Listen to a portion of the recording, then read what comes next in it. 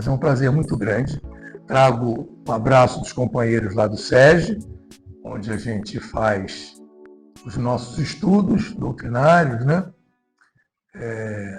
E eu gostaria de, nesse instante, pedir também, como o Jorge bem lembrou aqui, aos espíritos trabalhadores da Seara de Jesus presentes aqui, que possam nos trazer a iluminação necessária para que possamos tocar o coração de cada um de vocês.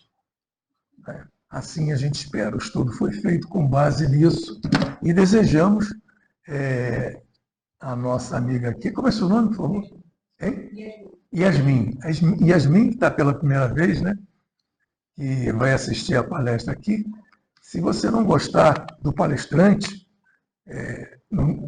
veja só, volte outras vezes, entendeu? Há muitos bons palestrantes. Pode ser que esse aqui não seja do seu agrado, mas não deixe de voltar a casa não, tá bom? Seja muito bem-vindo aqui, Yasmin.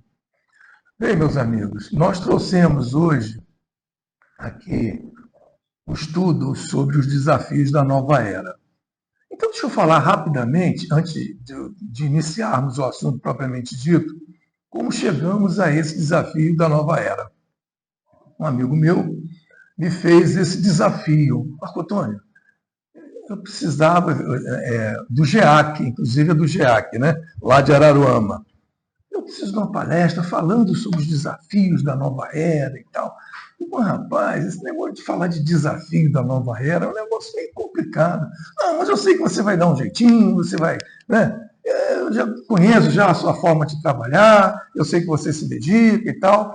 Então, por favor, faça esse estudo para nós. Então, fizemos esse estudo, desafios da nova era. E aí, o que eu parei para pensar para começar os estudos?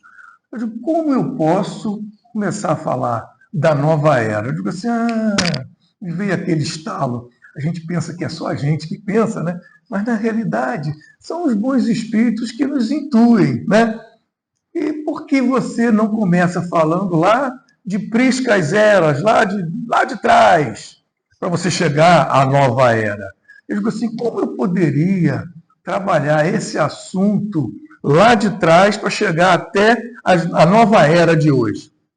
E aí me veio a ideia de um filme que eu assisti há muito tempo atrás e trabalhei com esse filme algumas turmas. Eu sou aposentado, mas sou professor, então trabalhei esse filme com algumas turmas.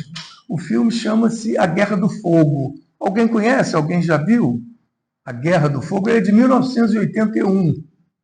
É do Jean-Jacques Annaud.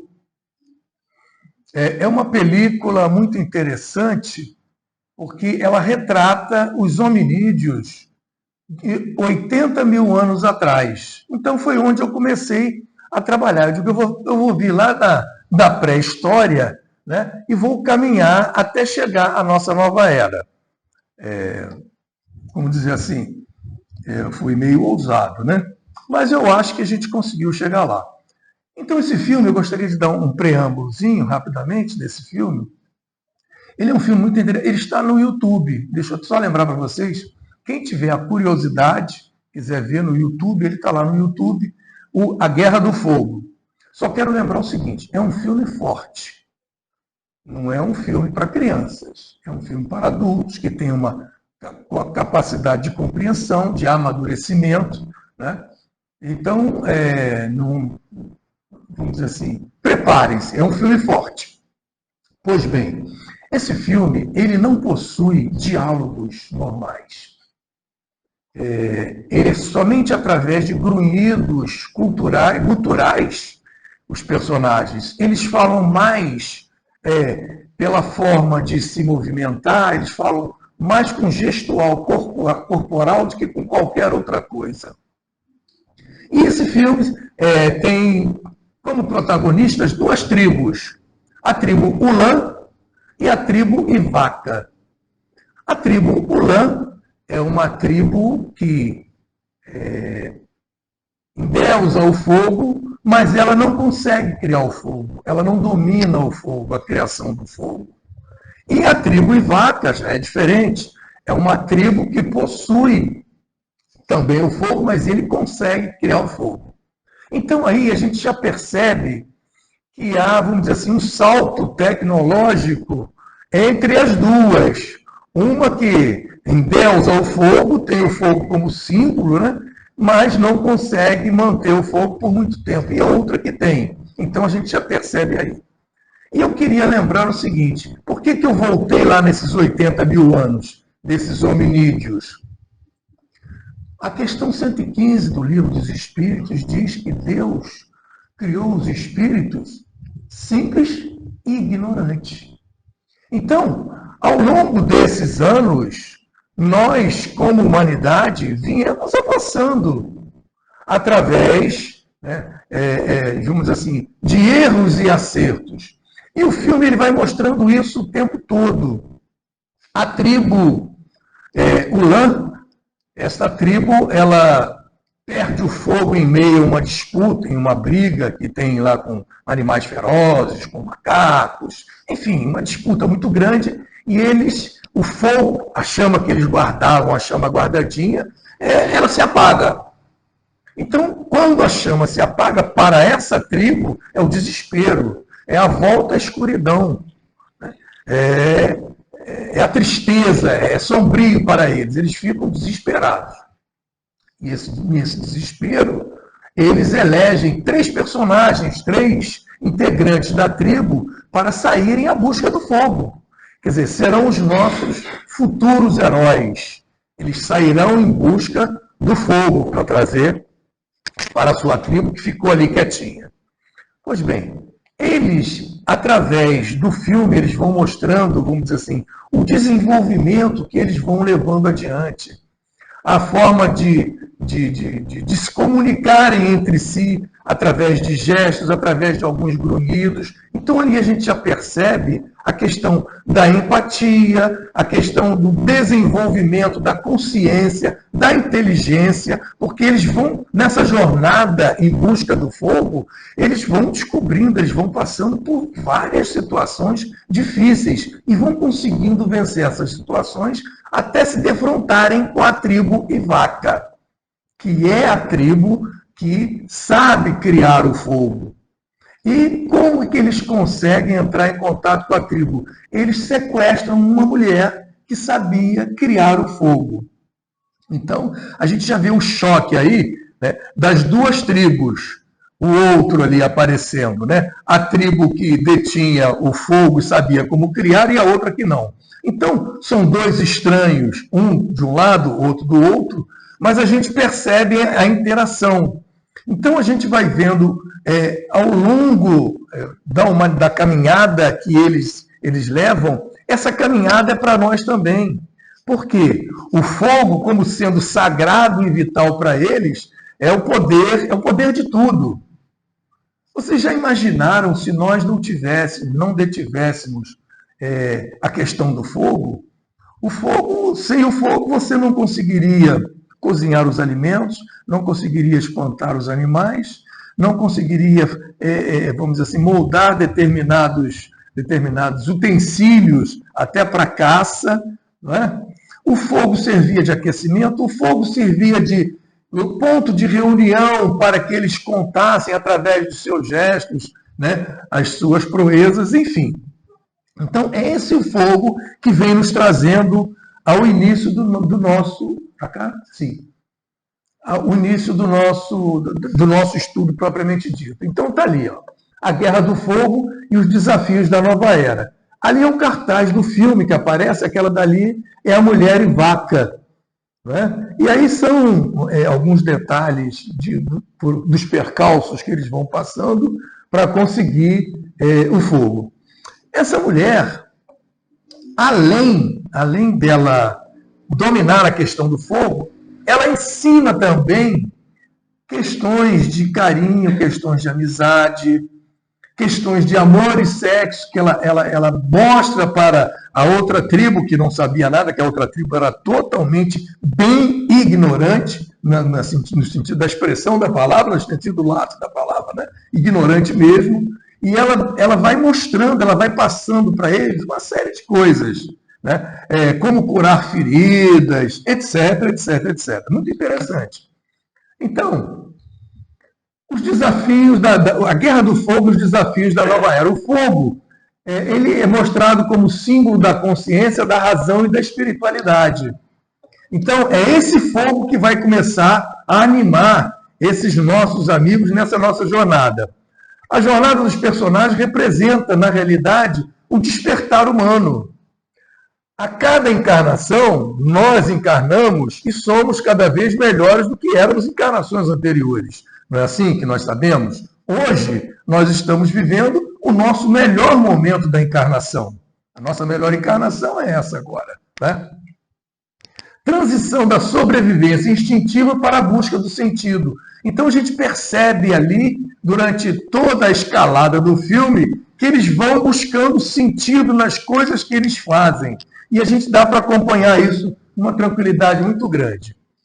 O fogo, então, é apresentado como um elemento sagrado e vital, cuja posse define o poder e a sobrevivência. Quem tem o fogo define tudo, né? Ele define a sobrevivência, o que eu posso fazer, o que eu não posso fazer. Eu com fogo eu consigo tudo, eu sem fogo eu não consigo nada. A tribo Ultan cultua sem saber como produzi-lo, enquanto a tribo Ivaka domina a sua criação. Isso representa, como eu disse anteriormente, o salto tecnológico e simbólico que separa grupos em diferentes estágios evolutivos. Isso aí fica bem claro no filme, os estágios evolutivos de um e os estágios evolutivos de outro. A ausência da fala articulada destaca o papel da linguagem corporal e dos sons primitivos. Nós, às vezes, não damos muita importância, mas nós temos uma linguagem corporal além, né, da nossa linguagem falada. Eu posso aqui fazer uma série de mímicas e vocês vão entender o que eu estou dizendo. Não é? Eu simplesmente. Isso aqui eu quis dizer, não é? Quer dizer, não só isso, mas uma série de outras coisas que eu posso aqui, numa linguagem corporal, e vocês entenderão. A comunicação não verbal é essencial para a sobrevivência e cooperação, revelando o início da construção dos códigos sociais. Então, os nossos códigos sociais começam a ser moldados ali naqueles pequenos hominídeos. Através da interação entre eles, eles começam a moldar um código social, sim. O encontro entre as tribos, com diferentes níveis de desenvolvimento, mostra o intercâmbio cultural.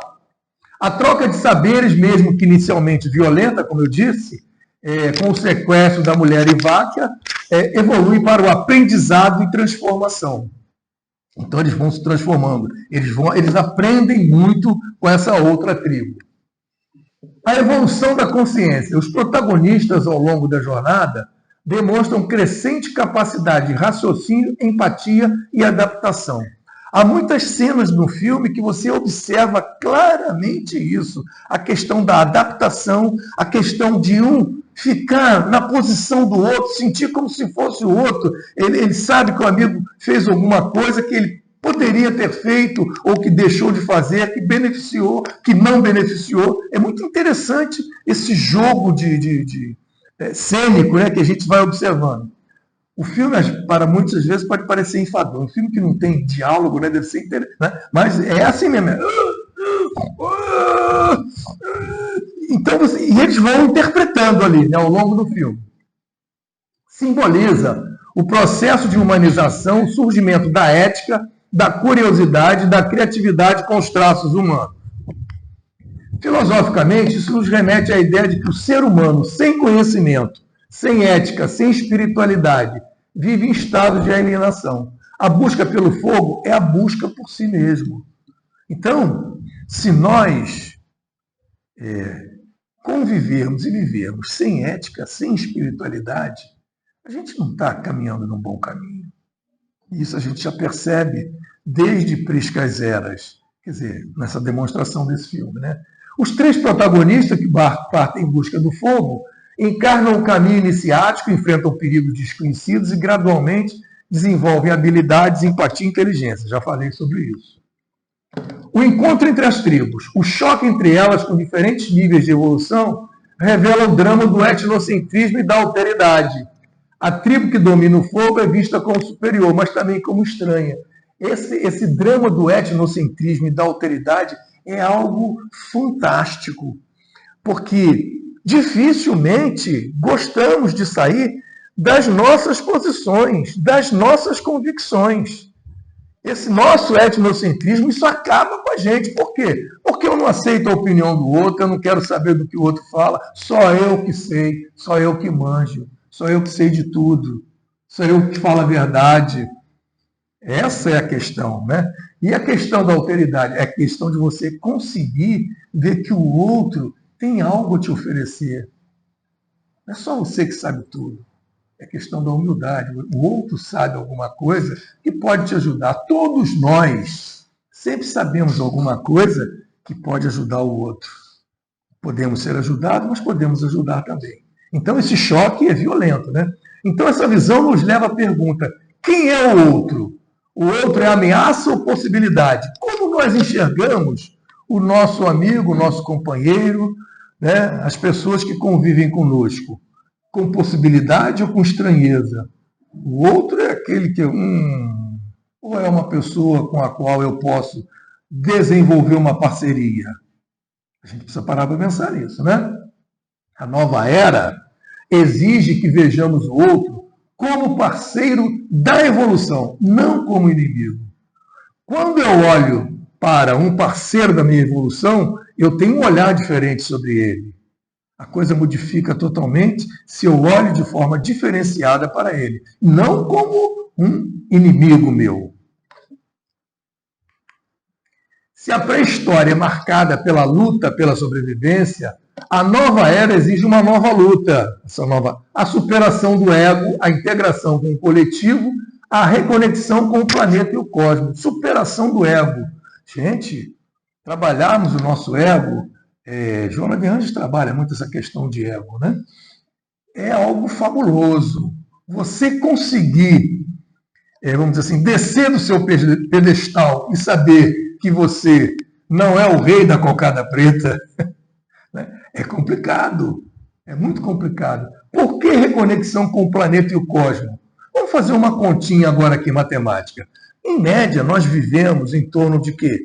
Entre 80 e 100 anos, podemos dizer assim? Sim, tá bom. Então, nós estamos aqui, já passamos aí dos 50, né? Quebrar meu galho também. Já passamos dos 50, então talvez tenhamos aí uns 50 mais para lá, né?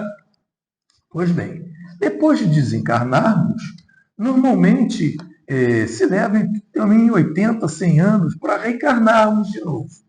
E aí, daqui a 50 anos, desencarnamos e daqui a 100 anos retornamos aonde? A esse planetinha aqui. E o que nós agora estamos fazendo para deixar para nós mesmos? Porque, serão meus filhos, meus netos, mas eu serei depois, talvez, esse neto que esteja aqui. Provavelmente eu estarei de volta aqui em Saquarema, né, onde eu vivi a maior parte da minha vida. Eu devo voltar para cá. Meus parentes estão por aqui, meus amigos estão por aqui, meus interesses estão por aqui, finquei minhas raízes aqui, plantei árvore aqui, eu devo voltar para cá. Será que quando eu voltar eu encontrarei a árvore que eu plantei? Eu vou encontrar Saquarema só cimento, asfalto e mais nada? Onde está a vegetação? Esse ar que a gente respira gostoso, ele vai continuar aqui? Então, nós temos essa responsabilidade agora, hoje, nesse momento, de prepararmos essa Saquarema para o nosso retorno. I'll be back, eu voltarei, né? Eu vou voltar. Então a gente precisa lembrar disso. Caraca, eu vou reencarnar e devo voltar para cá. Então não posso deixar as coisas jogadas, caídas. Embora eu não vá levar nada, não levo nem o corpo, mas as ações que eu fiz, os amigos que eu fiz, né, os amores que eu deixei, isso tudo vai ficar por aí. Isso vai ser cobrado de mim, né? A guerra do fogo, nesse sentido, é a guerra interior, entre o que fomos e o que podemos ser. O fogo que buscamos hoje não é o da chama física, mas o da sabedoria, da compaixão, da lucidez espiritual. Então, que lucidez espiritual é essa que eu procuro? É eu estar, vamos dizer assim, de acordo com o cosmos. Eu lembrar das coisas materiais, elas me sustentam, elas fazem parte da minha vida. Sim, não podemos esquecer disso, mas não podemos, em momento nenhum, abandonar o nosso lado espiritual, que é esse que vai nos ajudar quando terminarmos a jornada dessa encarnação. Então a gente precisa cuidar do lado espiritual. E cuidar do lado espiritual é cuidar do outro, é cuidar de quem está ao meu lado. É levar a sério a questão do amar a Deus sobre todas as coisas e, a nós como nós mesmos, e o nosso próximo. Precisamos ajudar o nosso próximo. A gente precisa desenvolver ou continuar aplicando solidariedade, benevolência, indulgência, o BIP, o famoso BIP. Conexão com os desafios da nova era com o nosso filme. Lá no nosso filme nós temos lá, na busca pelo fogo, eles buscavam pelo conhecimento, nós buscamos hoje pelo conhecimento, energia limpa, sabedoria espiritual. Gente, que tristeza, a COP30 não conseguiu estabelecer um protocolo rígido de combustíveis fósseis até que ano? Até o ano? Não conseguiram, não chegaram a um acordo. Quer dizer, nesse aspecto foi um fracasso. A humanidade fracassou, nós fracassamos. Todos fracassamos quando a gente não consegue estabelecer ali um protocolo. É aquilo que as pessoas não estão se ligando nisso, nós vamos voltar para cá, gente. Será que a gente vai voltar e vai encontrar isso aqui ainda? Um ar respirável ou algo que a gente não consiga mais respirar? Choque entre as tribos. Hoje nós temos os conflitos culturais, a desigualdade tecnológica, a resistência à mudança. Aquele que detém a tecnologia, ele quer deter tudo, o poder de tudo. E isso para nós é complicado. Linguagem primitiva que tinha lá, Hoje nós temos os desafios na comunicação digital e a superficialidade nas relações. Por quê? Porque hoje é só no Zap. Eu converso com trocentas pessoas no Zap. Você não sabe nem repente nem a voz com quem você fala. Então a gente tem uma conexão ótima, a gente conhece tudo a toda hora. A notícia acabou de acontecer ali, o Saquarema da informação fala logo. O cara foi atropelado no estado de Jacarepiá e tal, não sei o que. Ih, rapaz, é o fulano de tal. Tudo é rápido, muito rápido. Então, mas há uma superficialidade das relações. Por quê? Porque logo a seguir você rola a tela, aí aparece um cachorrinho brincando. Quer dizer, aí, aquele momento que você talvez fosse dizer assim, poxa, é fulano de tal, eu conheço, ele se machucou e tal. Aquele momento já passou. Você viu a notícia, viu ele, mas você já rolou. Apareceu agora um garotinho cantando, aí apareceu um outro fazendo uma dancinha, e assim vai. E você sabe de tudo, mas na realidade você não sabe de nada. Evolução da consciência, lá no filme. Necessidade de despertar coletivo, ética global, empatia planetária. Todos nós, eu me coloco no lugar, e todos nós precisamos cuidar do nosso planetinha. Não podemos abandonar o nosso planeta. Mas as ações pequenas são as grandes ações. Às vezes as pessoas estão preocupadas com um grande projeto. Mas o que é um grande projeto? Um grande projeto é feito de coisas pequeninas. Você não constrói essa casa aqui da noite para o dia se não botar tijolo por tijolo. Então, você fazer uma grande parede, você bota um tijolo, depois você bota o outro, e assim vai. Então é isso que a gente precisa ter presente. Não queira fazer grandes coisas, faça pequenas coisas. O que você pode fazer? Faz no âmbito da sua casa. Separa seu lixo.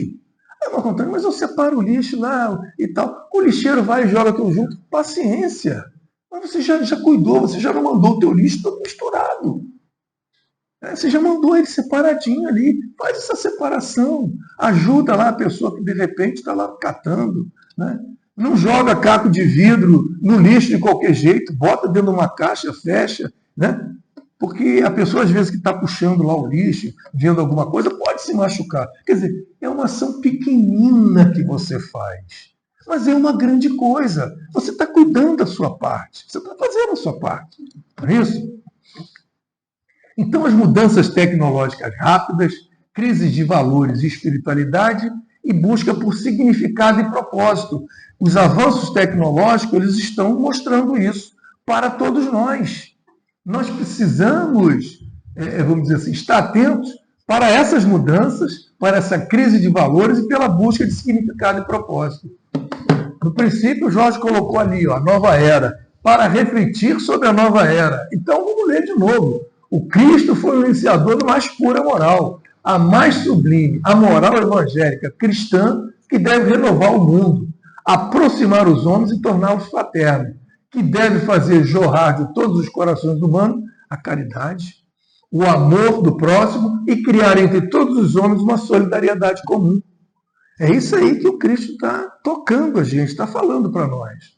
Uma moral, enfim, que deve transformar a Terra, fazê-la morada de espíritos superiores aos que hoje a habitam. Hoje, nós temos uma quantidade enorme de espíritos que não são superiores habitando a Terra, infelizmente. As mesas mediúnicas nos dizem isso. Não são os melhores que estão por aí. Mas quem são esses que estão por aí?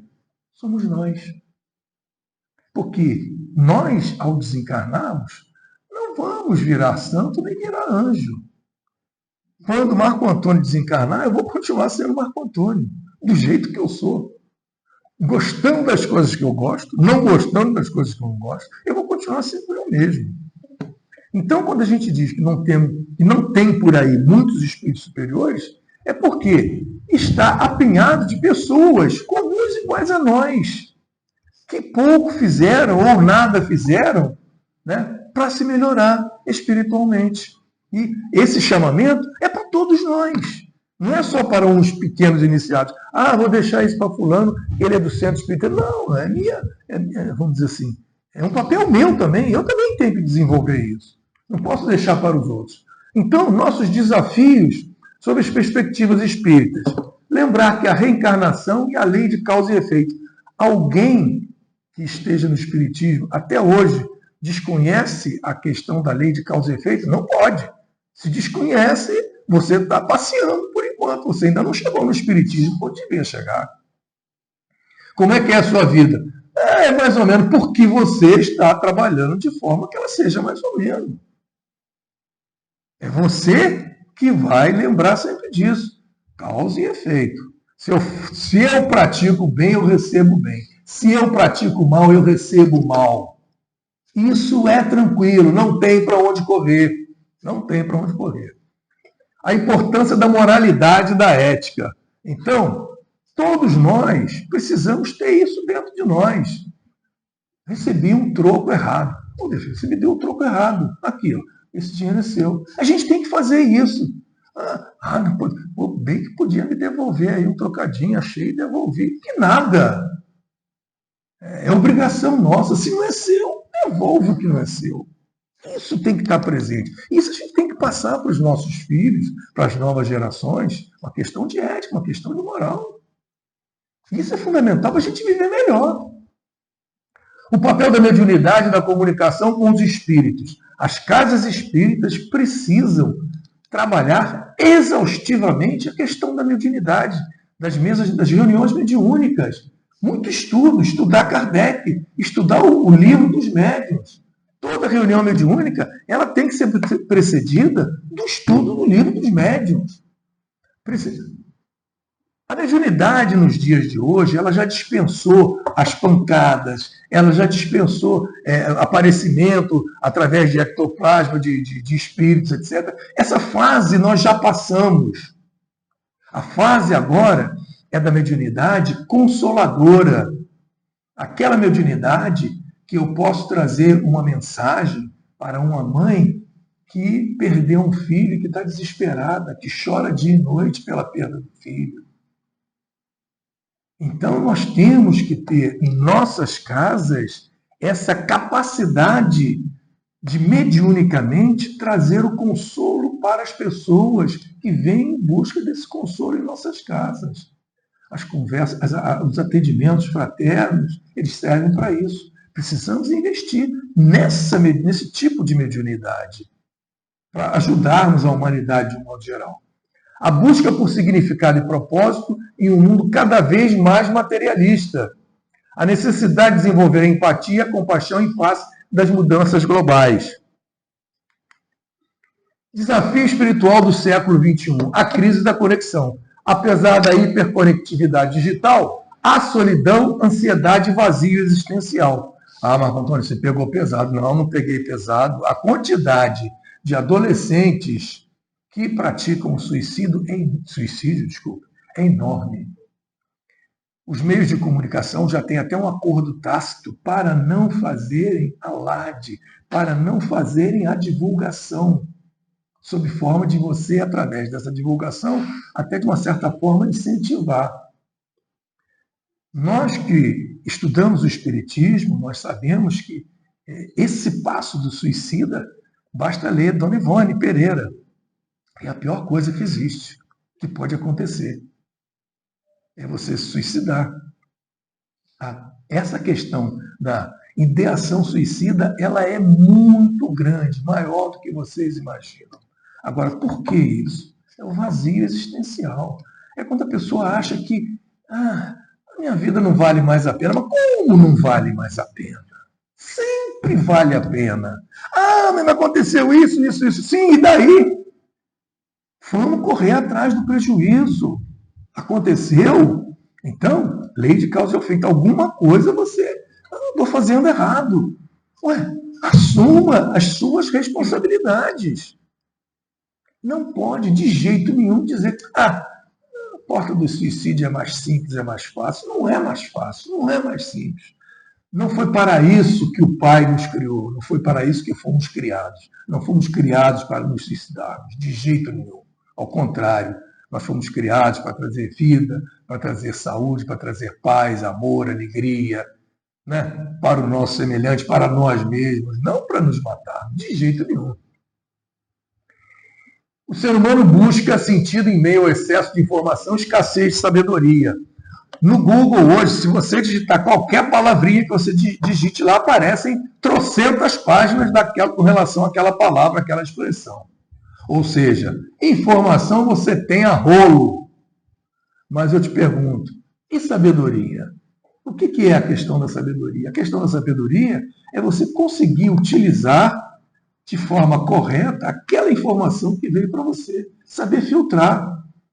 É você conseguir perceber que tem uma fake news, de repente, por trás de uma notícia que está colocada ali para você e não sair por aí propalando. E aqui, ó, fulaninho e tal, não sei o quê. Vou passar, fulano vai gostar de ver isso e tal, não sei o quê. Opa, alto lá. Você tem muita informação, mas está faltando sabedoria. Utilizar a informação que você tem ao seu dispor de forma decente, ética, moral, correta.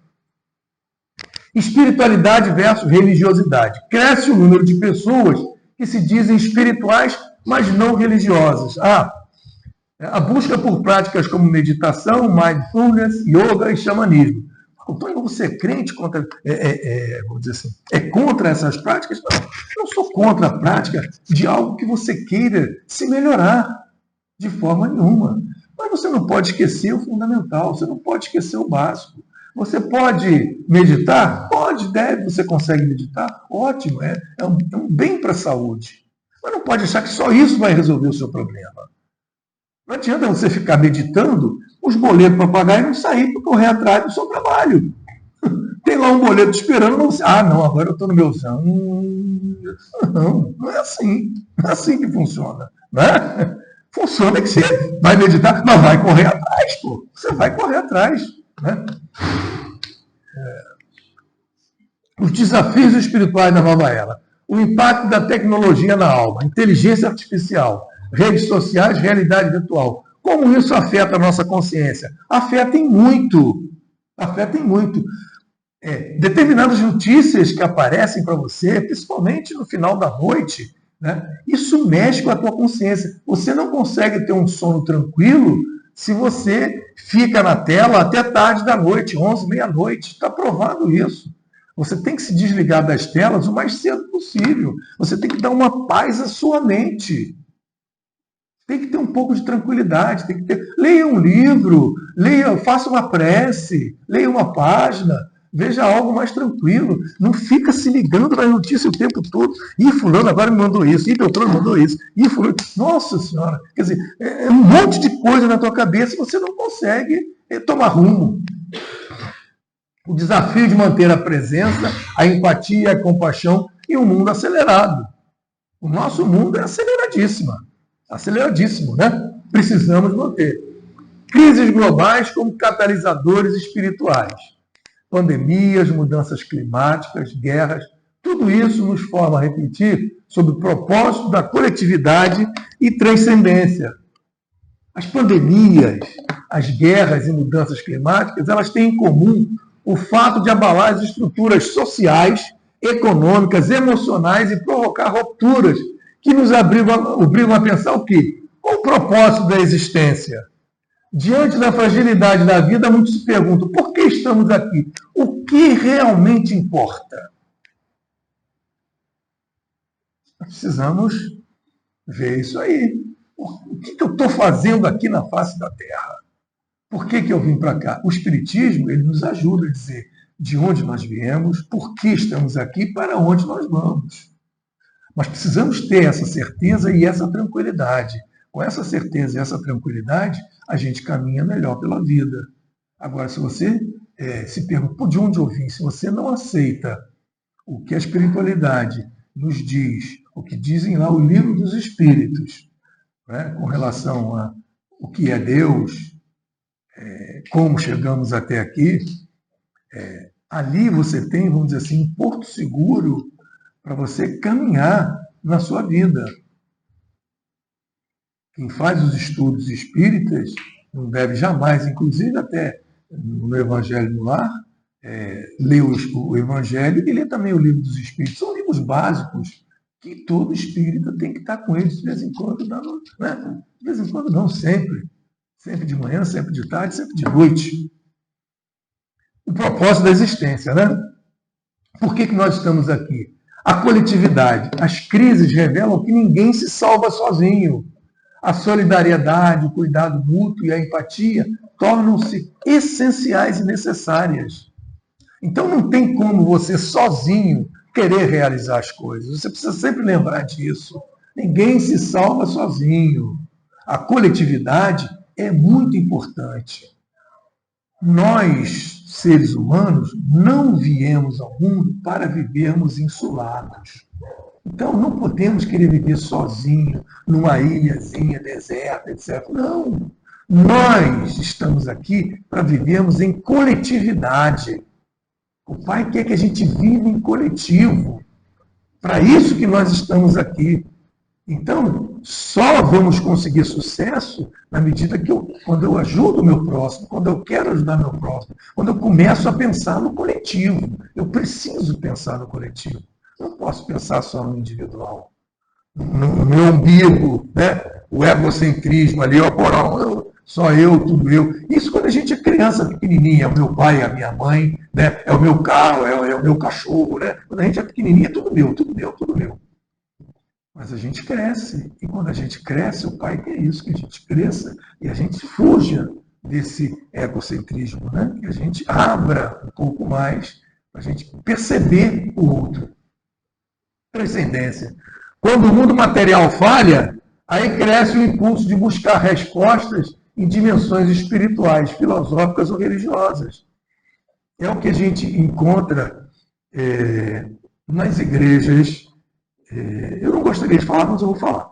Nas igrejas evangélicas, por quê? Não são igrejas que estejam voltadas para a questão do conhecimento interno. Elas estão voltadas para o quê? Para o mundo material. Para a prosperidade. É isso que elas pregam o tempo todo. Por isso que elas crescem? Talvez seja por isso. Talvez seja por isso. Não, você... trouxe aqui o óleo ungido. Depois você passa ali, deixa ali X reais, que você vai levar esse óleo ungido, você vai passar todo dia de manhã cedo na sua cabeça, ou você vai beber uma colherinha, e você vai ver. Você vai conseguir. E, na realidade, nós somos sugestionáveis.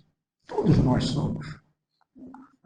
E quando alguém te diz isso, assim, olhando para você, ó, você vai conseguir, presta atenção, porque eu estou te falando, você vai conseguir. Caramba, ele falou olhando para mim, eu vou conseguir.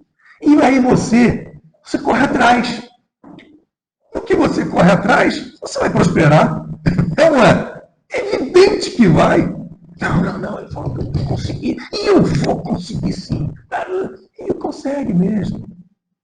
Mas aí você vê que eles não falam de forma nenhuma, eles não deixam falar nesse Jesus que nós conhecemos, um Jesus amoroso, carinhoso, que perdoa, né, o inimigo, que perdoa todas as pessoas. Eles não falam sobre isso. Ele só diz que ele salva. Como salva? Te dando tudo que você quer, tudo que você deseja. Então, e aí as pessoas vão buscar, e aí buscam as mais diferentes práticas religiosas, né, com o intuito de repente, querer alguma coisa diferente. Quando, na realidade, a gente sabe que nós mesmos somos responsáveis por tudo e dentro de nós está a resposta para os nossos problemas. Para pensar um pouquinho. Duvido que você não consiga a solução de um problema seu quando você para com tranquilidade, com calma para pensar naquele problema. Você consegue. Mas eu estou aqui nessa, como é que eu entrei nessa? Peraí. Isso aconteceu porque eu fiz não sei o quê. Mas também tinha... E aí você consegue descobrir, e no que você descobre por que você está na situação, você consegue saber como você pode sair. Ou não. Como diz Dalai Lama, e a gente não deve se preocupar com o problema. O Dalai Lama diz o seguinte: se um problema tem solução, não se preocupe, ele tem solução. Né? E se ele não tem solução, vai se preocupar por quê? Não tem solução mesmo. Não é? O que ele diz é isso. Então, a gente não deve ficar preocupado com a solução que de repente não exista. Né? Vamos lembrar disso. Quantas vezes rejeitamos o outro por parecer estranho sem tentar compreendê-lo?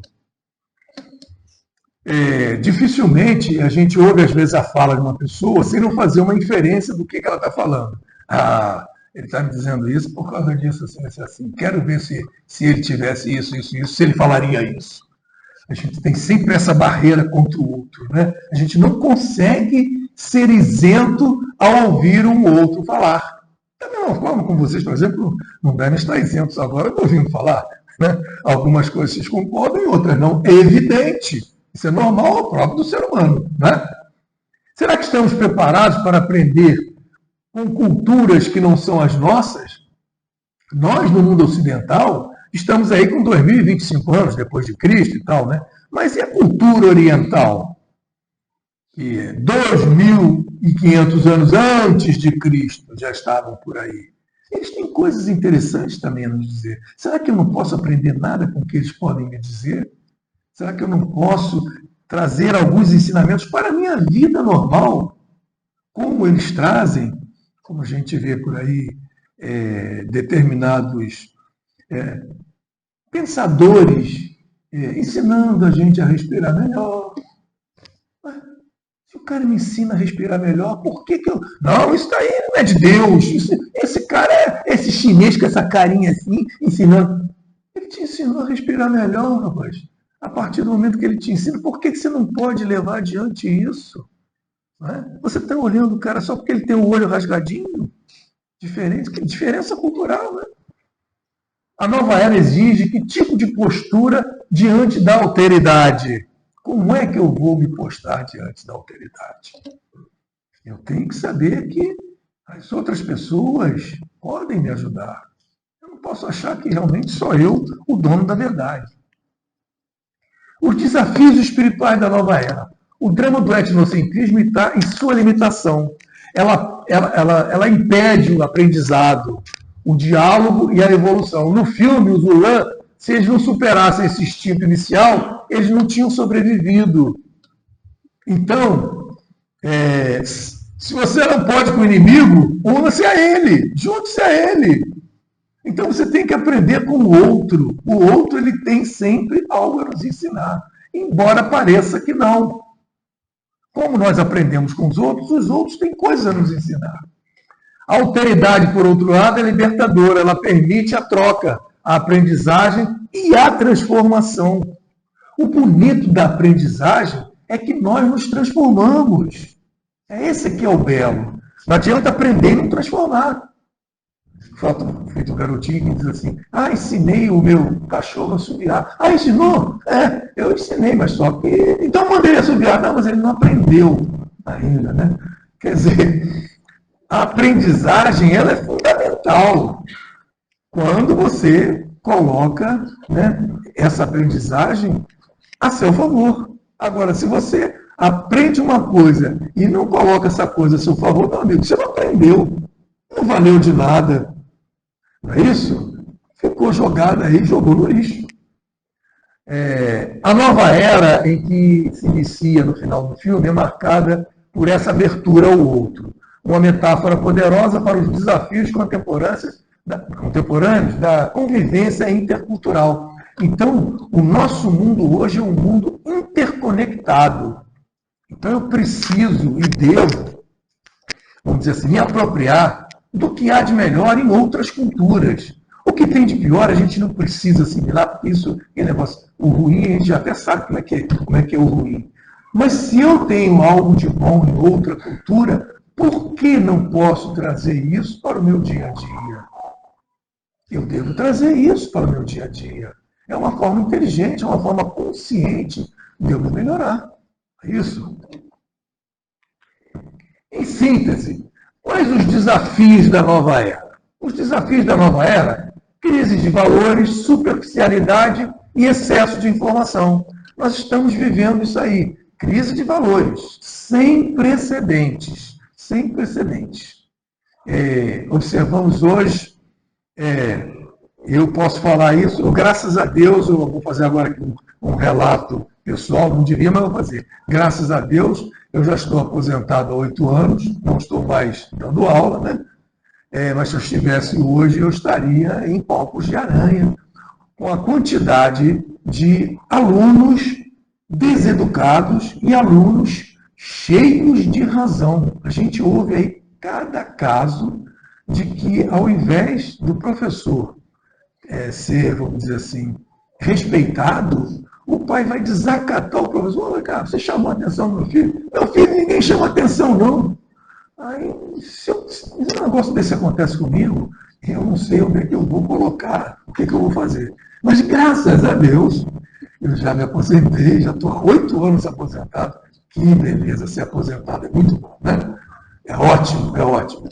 Mas, então, essa crise de valores. Então, a coisa se inverteu. O professor que era a autoridade não é mais. Ele não pode dizer para o aluno, senta direito. Senta direito. Meu pai não fala assim comigo. Você vai falar? Então é assim. Eu não fui criado assim. Eu não aprendi assim. Eu aprendi que a autoridade é autoridade. Não pode simplesmente... Não. Bom, desculpe o desabafo. Necessidade de reconexão com o espírito, com o coletivo, com o planeta. Aquilo que eu disse. Precisamos cuidar do nosso planeta. Nas pequeninas ações do nosso dia a dia, que nós vamos voltar. Nós voltaremos aqui. Pode ficar certo que vocês daqui a alguns anos estarão aqui. Em Saquarema de novo. Então a nova era, ela exige consciência, não apenas conhecimento. Não adianta só conhecer, não. Conhecer, você tem aí o Google, aí você abre aí, você sabe tudo sobre tudo na palma da mão. Mas o que você vai fazer com esse conhecimento? É como um burro diante de um palacete, né?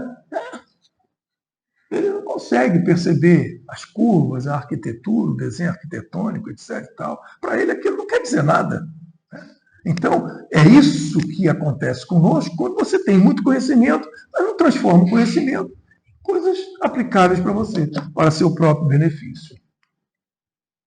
Ensinamentos de Kardec, que não podemos deixar de falar. Transformação moral como chave da evolução. Então, essa é a nossa chave evolutiva, é a nossa transformação moral. Fé inabalável é somente aquela que pode encarar a razão face a face. Então, como Kardec diz, a razão, a fé, ela tem que estar ali sendo encarada face a face. Não podem existir mentiras. Reforma íntima e caridade como prática espiritual. Fora da caridade não há salvação. Que caridade? Todo tipo de caridade.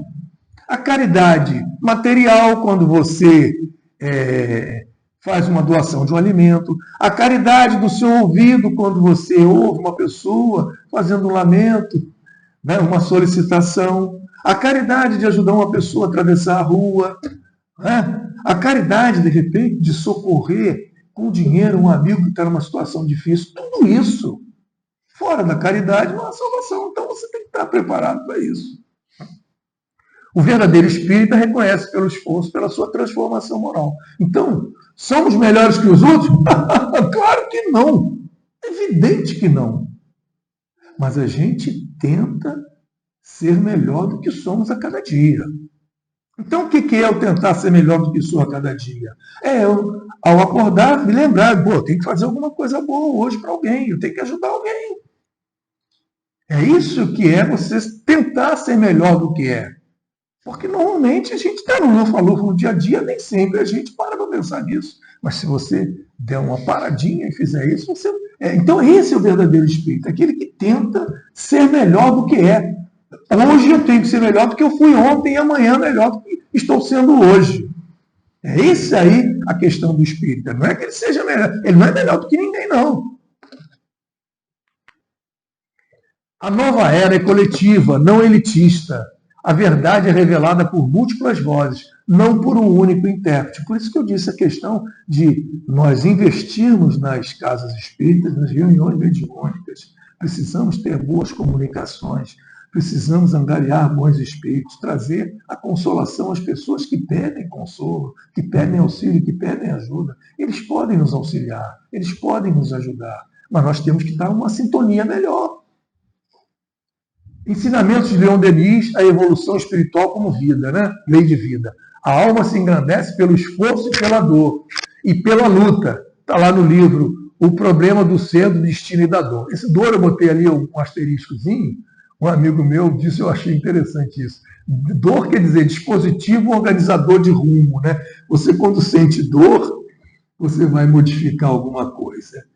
A gente, às vezes, só modifica quando a dor vem. Infelizmente, é assim. A gente não consegue modificar antes. Então, a dor ela é pedagógica, ela nos auxilia a resolvermos uma série de questões. A dor, vamos dizer assim, ela é universal. Eu digo pedagógica porque eu sempre cito esse exemplo.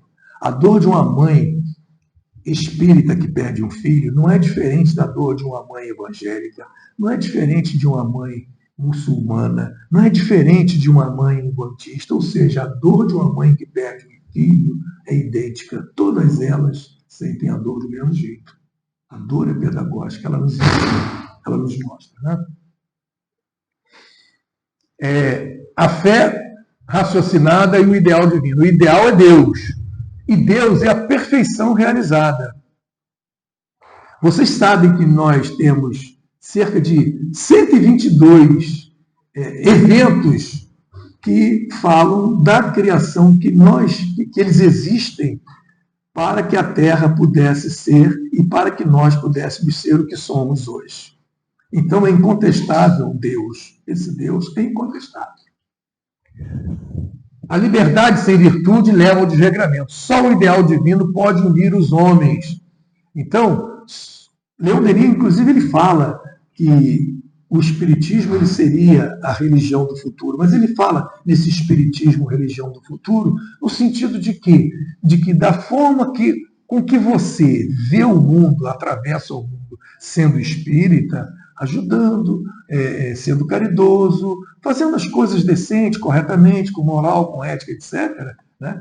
O mundo ele será muito melhor. O que está faltando hoje? Está faltando um pouco de caridade, um pouco de moral, um pouco de ética, de decência. As guerras que estão acontecendo aí, não vamos nem entrar nesse campo. Né? Então vamos lá. Estamos já fechando. Que hora nós terminamos, Jorge? Já acabou? Está na hora. Então, fechando aqui, então. Então, a nova era como despertar coletivo. Então, como eu disse, Denis propõe que o espiritismo seja o futuro da religião, não dogma. mais luz, razão e amor. Agora, essa daqui do Kardec, essa maltrata a gente. Essa maltrata. Cada um terá que dar conta da inutilidade voluntária da sua existência. Camarada, essa daí é um chute, né, na canela da gente. Essa é uma canelada. Eu vou ter que dar conta da minha inutilidade. Ah, não, mas eu nunca... Eu nunca o quê? Para pensar. Quantas inutilidades você já praticou na sua vida? Né? Agora, não adianta só parar para pensar na inutilidade. Adianta o quê? É reparar, caramba, já fiz muita bobagem, não tem mais tempo de fazer o ar, não. Agora eu tenho que acertar. Né? Já passou do tempo de eu fazer minhas bobagens. Pô. Vamos acertar agora. Então, é isso aí que ele deixa para nós. Cada um terá que dar conta da inutilidade voluntária da sua existência. E questões que ficam. Estamos prontos para criar o nosso próprio fogo ou ainda dependemos que alguém nos traga a chama? Na questão lá do fogo, né? Da guerra do fogo. A humanidade já aprendeu a acender o fogo, mas será que já aprendeu a iluminar a própria alma? São questões que vão ficar aí para nós. Lá na guerra do fogo, o fogo para eles era fundamental, era vital, era sobrevivência, era tudo. Mas e nós? Nós temos que parar para pensar em nós mesmos, não esquecendo do coletivo, não esquecendo do outro, mas é fundamental, né? Esse é o nosso primeiro desafio, quando eu disse da questão da vida, né? O número de situações fisiológicas, químico-fisiológicas, que precisam acontecer para que uma mãe consiga parir um filho é inimaginável. É tanta coisa que tem que acontecer. E, pasmem, a vida não deveria acontecer. Porque é muita coisa que tem que acontecer para aquele filho nascer. Mas ele nasce. Né? Ele chora. Quando ele chora, o mãozinho abre, né? E o ar entra. Ele que respirava antes lá pelo cordão umbilical, agora ele tem que prover. Então, esse é o nosso primeiro desafio. Então, nós que já passamos por esse desafio, não podemos jamais abrir mão, pensar em suicídio, pensar nisso, nada disso. A gente passou esse grande desafio. Estamos aqui. Né? Então, quais serão de fato os desafios da nova era que iremos enfrentar? Eu não sei se eu consegui dizer quais serão os novos desafios. Eu acho que eu consegui deixar mais dúvida do que né, alguma coisa. Mas essas dúvidas são as reflexões que a gente tem que fazer. Né? É o que eu digo. Quero agradecer a todos vocês, a sua paciência, a sua audiência e até uma próxima oportunidade, se Deus quiser.